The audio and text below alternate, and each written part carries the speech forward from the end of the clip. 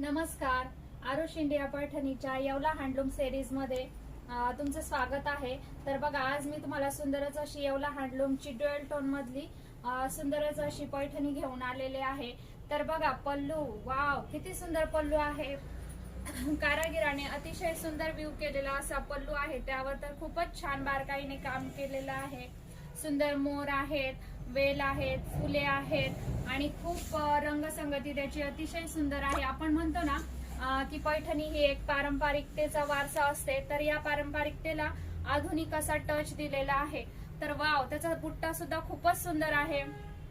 याला बुट्टा हा मोरांचा बुट्टा आहे.